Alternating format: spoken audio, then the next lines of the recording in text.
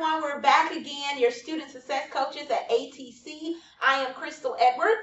And I'm Jeff Bale, and today we'll talk about study skills. So for most students, college students, when they come in, they have to go and prepare for tests. They have to prepare for those final exams. Okay, how do you do that? How do you go get prepared for that? That's what we're talking about today with studying techniques. For many students, it's the idea of going and putting together all those readings, all those lectures, all those other handouts and other resources, the PowerPoints. Put them all together. Now, how do you do that, though? We'll be talking about that during this session today. Yeah, and I think your key word that you mentioned is preparation.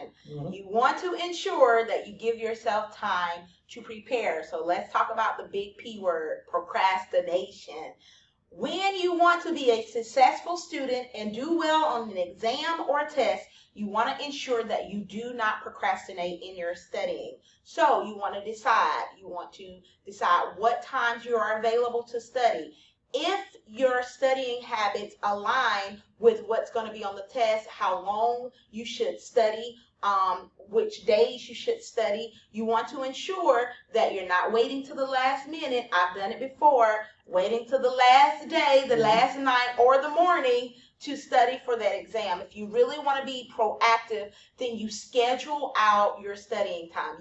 You get that calendar, something we talked about in our time management type of thing. You get your calendar, you write out your studying schedule for that week, and then you do it. You be accountable. You stick to it. You want to make sure that you review your notes or lectures or videos, whichever is involved into the exam, content that's involved into the exam. You want to make sure that you review that on a daily basis. And what we do with that, and we've talked about this before, is we increase our retention rate when we're looking at touching the material or the content on a daily basis. So when you come to your exam day, when you get to your exam day, then you're not forgetting or you're not panicking because you're calm. You know what to do because you've been looking at the material regularly. Yeah, and let's be honest here. For a lot of students, by going and looking at that material the night before or an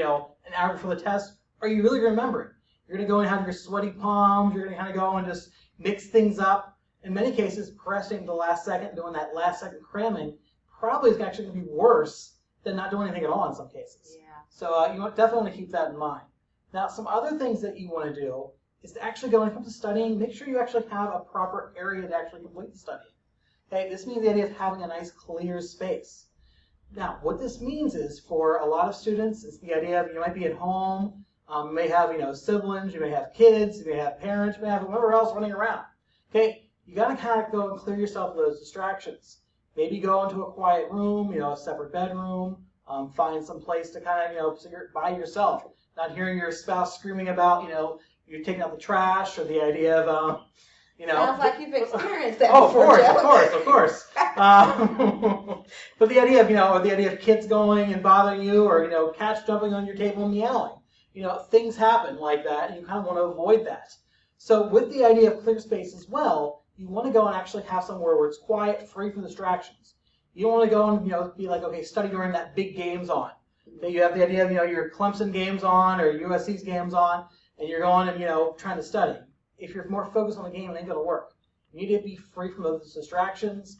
Yes, have music on. You want to go have the headphones, playing something. Preferably, I would actually say something without words, because in most cases, you're not going to be tripped up, those lyrics.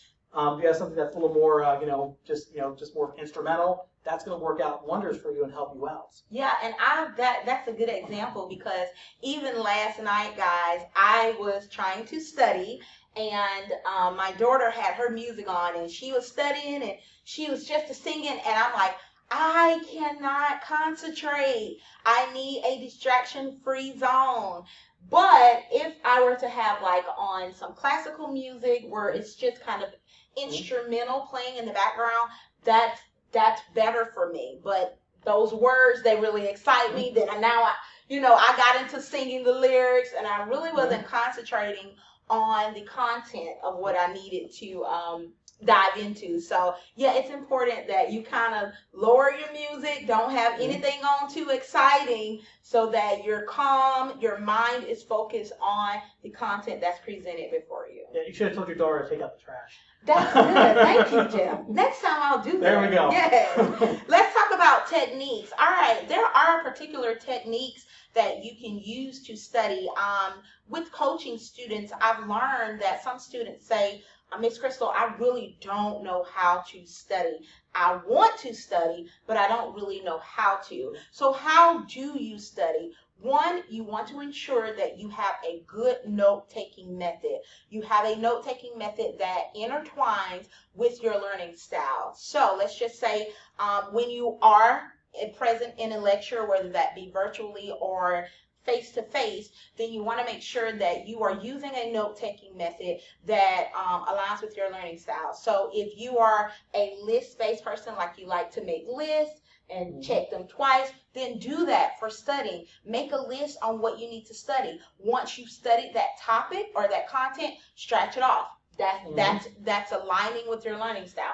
Or you're a graphic type of person. Use a graphic organizer in order to organize your notes, so that when you go back to see them, they're there, you like them, you like the way they look, they're color coordinated, so that you'll be more excited about studying. You want to use the core method. You collect the information. So collect all your information, whether that be in videos, lecture notes, presentations, anything related to studying. Then you want to organize it. The O stands for organizing. Organize, that's where your graphic organizer comes in to play. Your list making, any type of highlights that you've done during the lecture, you organize your information. After that, you want to rehearse it.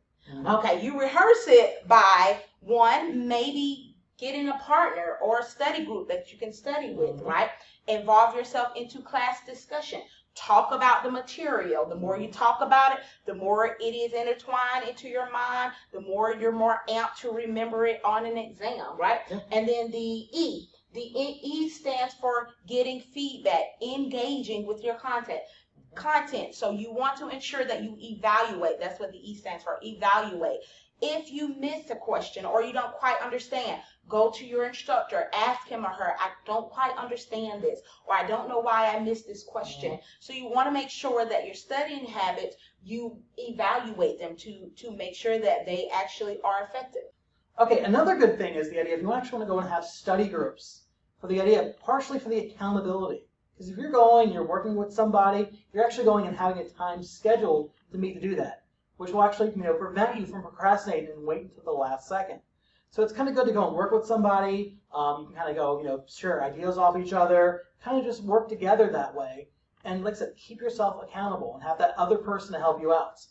One other way to kind of look at the idea of studying, and this is kind of my analogy for it, is studying is a lot like diet. Where it depends what you put in, comes, how with studying, just like with food, is how you're going to, be at the end. So in many cases with studying, if you're going and you're just, haphazardly going and, looking at something and just kind of, I think it's kind of like eating junk food. Whereas if you're going and eating those proper meals and you're sitting down, actually going over material, setting things aside, being clear of those distractions, that's going to help you be more healthy with the idea of your studying techniques and the idea of your learning. Another thing is this with studying, is that a lot of students, particularly those who are, who want to go and get that A every time, who do a thing that's more called overstudying, where the idea where you end up going and, studying every night, you're cramming. Day of the test, you get up, you start cramming for hours. You know the material, but you're cramming because you just want to make sure. Unfortunately, sometimes those students, they get test anxiety, where they get kind of anxious about it, they get sweaty palms, and then they forget. And the good analogy for this is the idea of running a marathon. If you're running a 26.2 mile marathon, would you go and decide to run 20 miles an hour beforehand? No. No.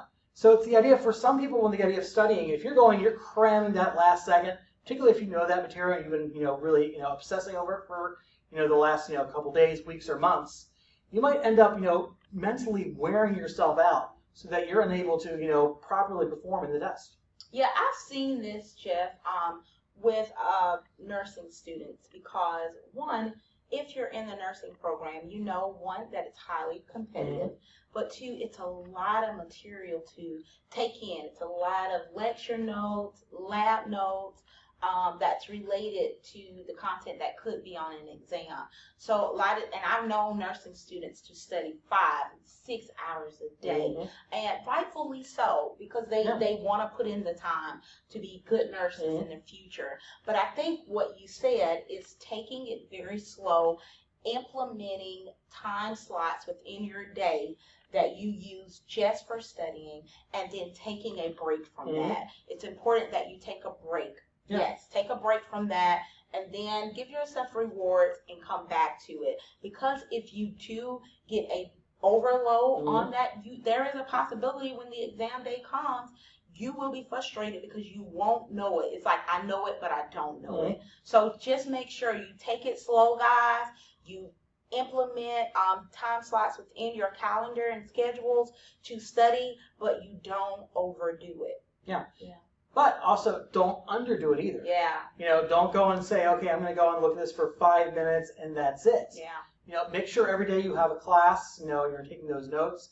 Come home in the evening, go over those notes. Make sure those notes are correct, and go look at those notes, look at the readings, look at the lectures, PowerPoints, all that stuff, you know, multiple times. Put everything together, and don't just, you know, decide, okay, I'm going to go and look at this the day before, or I'm going to go look at this once. Actually continue doing it multiple times over the course of, you know, the units, or, you know, the course of the class, just so the idea that you're successful. Because like we said previously, the idea you're basically going to lose 80% of what you learned in those lectures, what you see in those readings, you know, by just that one exposure. You know, if you go and have that one exposure, you're losing 80%. But if you're constantly refreshing and pretty much going and, you know, relearning that information and putting it from short-term memory to long-term memory, you're going to retain a lot more information. So when it comes time for those tests, you're going to be successful. Yeah, and the key is success. You want to be successful on an exam or test. So in order to do that, you're going to have to use those techniques. Look at and review your content on a regular basis, so to ensure that you are successful. Because it really is about, all students want to be successful. Yeah. No students start college and say, I don't want to be successful. Yeah. I could say at least 99% of my students come into college unless they are pulled and forced to. Yeah. But for the most part, you all have enrolled in college because you want to be successful. So these are tips in order to help you and aid you in this journey and process. Yeah. No one wakes up saying, you know what, I'm going to go enroll in college today just so I can fail. Yeah. You know, that's not going to happen. But like I said, please go and look. You know, we are here for you as coaches here. We have resources. We have, you know, the coaching. We have the tutoring. We have our counseling services, disability and career as well. So we're here at the Student Success Center all semester long to help you out.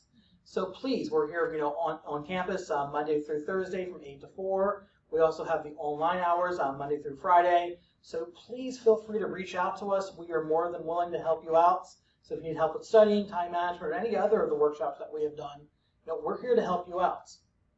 You can reach the Student Success Center by emailing success@atc.edu or calling 803-508-7482. Thank you for watching. We hope that you all have gleaned some information that you can use throughout your academic journey that will help increase and improve your performance. Yes. Take care, and we'll see you next week. Bye.